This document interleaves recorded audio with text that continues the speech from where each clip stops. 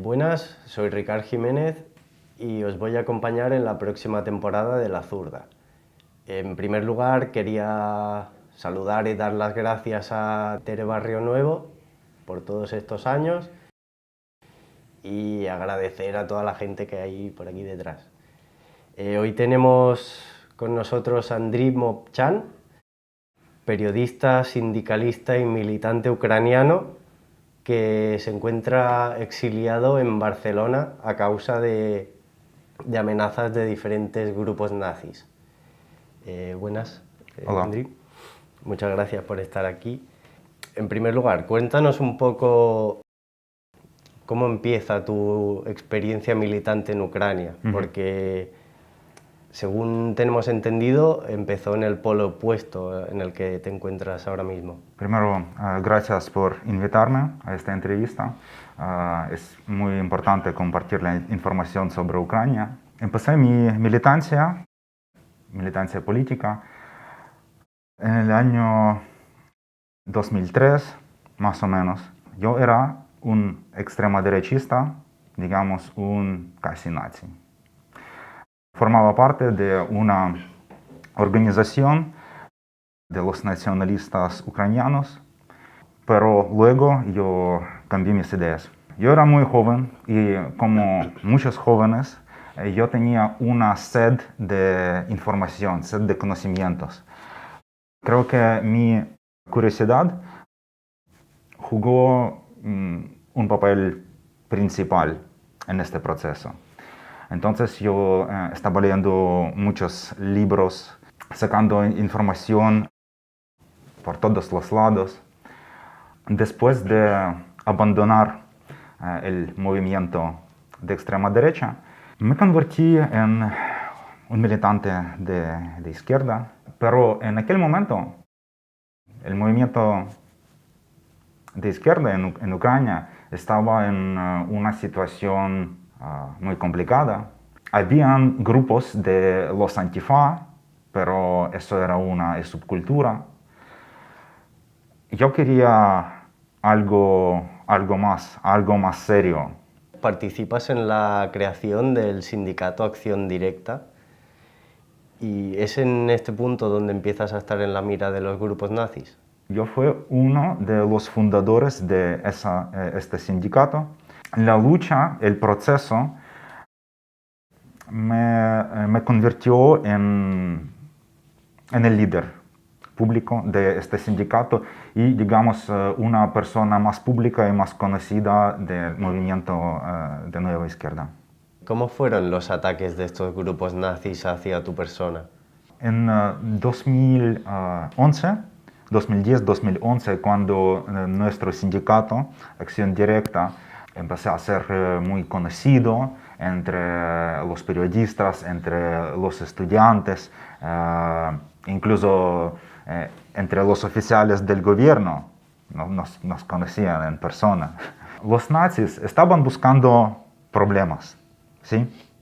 Imagínate, hay unos miles de nazis en Kiev que están buscando problemas para hacer violencia, claro, porque es su hobby principal. Esos militantes de izquierda, militantes del sindicato Acción Directa, fuimos objeto principal de sus amenazas, sus ataques y su violencia. Porque fuimos casi únicos que hacían manifestaciones antifascistas y tal. También los nazis estaban muy celosos a nuestro éxito. Por eso decidieron expulsarnos de la calle físicamente, a través de hacer terror. ¿Cómo surge, cómo se da el crecimiento de los grupos nazis en Ucrania? A partir del año 2011-2012, los nazis en Ucrania se convirtieron en una fuerza muy poderosa. Fueron como un ejército de la calle. Durante muchos años en Ucrania había una gran subcultura de los hooligans de fútbol. Pero ellos eran marginales. Pero a partir de esos años, 2010, 11, 12, la oposición de derecha, la oposición demócrata y proeuropea, empezó a involucrarlos en la gran política. Y ahora es bastante claro que la entonces oposición estaba preparándolos para jugar el papel de un ejército de la calle para hacer este golpe de Estado. En 2013 estalla este Euromaidán, con este crecimiento del que hablas de los grupos neonazis y apoyado por la Unión Europea y Estados Unidos. ¿Qué rol juegan estos grupos de extrema derecha? Ellos fueron un ejército de la calle. Fueron como la fuerza más organizada y más potente de todos los grupos representados en Euromaidán. Después de Euromaidán, una de las primeras decisiones después del golpe de Estado fue la amnistía para los nazis que estaban en la cárcel por los delitos básicamente criminales. Asesinatos, terrorismo, esas cosas.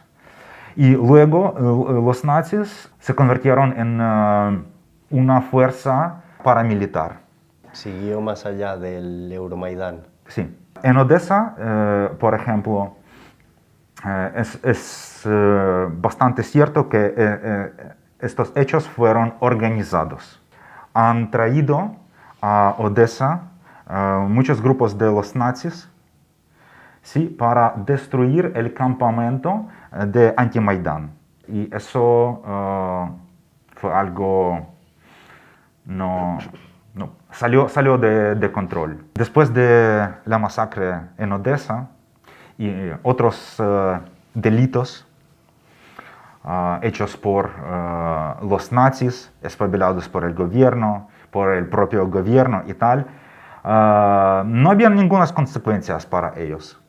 Cualquier delito, ninguna consecuencias, solo apoyo diplomático, apoyo económico de parte de la Unión Europea. Por eso yo creo que los dirigentes de la Unión Europea están responsables por todo eso. ¿Por qué no hay sanciones puestas a esos políticos que organizaron los delitos contra nuestra sociedad? Porque son sus hijos de puta. ¿Cuál ha sido el resultado del Euromaidán? Además de estas masacres y estos delitos impunes, ¿cuál es la situación de la clase trabajadora actualmente? Los resultados son muy tristes para nuestro país. No hay ningún buen resultado, digamos. El país de momento está más pobre entre todos los países europeos, con el salario promedio más bajo en Europa. La clase trabajadora está sufriendo mucho por eso. Hemos perdido 3 regiones. Crimea, la región de Lugansk y la región de Donetsk. Con Donbass hemos perdido mucha industria.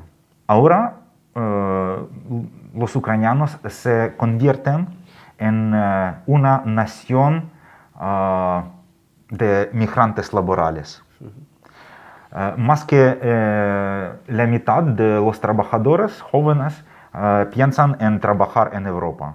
1 millón de los ucranianos ya trabajan en Rusia, 2 millones en Polonia, cientos de miles trabajan en España, en Alemania, en Italia, incluso en Portugal. Y ese proceso es solo el principio.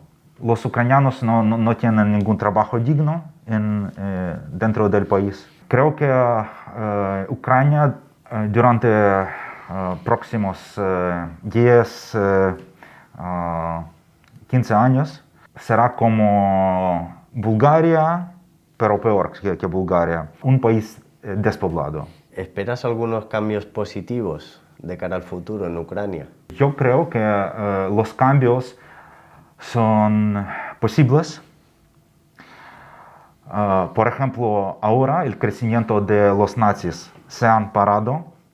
Ellos han conseguido un techo, ¿sí? Y las bandas de nazis ya se han institucionalizado en las bandas criminales. Mis amigos me dicen sobre las intenciones entre la juventud. La juventud, de momento, está bastante harta con el nacionalismo, con la guerra, con el discurso de extrema derecha. Eso es un cambio muy positivo. Y además, sí, aparecen nuevos militantes, vienen nuevos jóvenes al movimiento. En Ucrania hay que ser muy valiente para unirse al movimiento comunista. Pero siempre, como nos muestra la historia, siempre esta gente aparece. Muchas gracias, Andriy, y muchas gracias a todos. Acordaros de suscribiros por ahí abajo. Os esperamos en el próximo programa.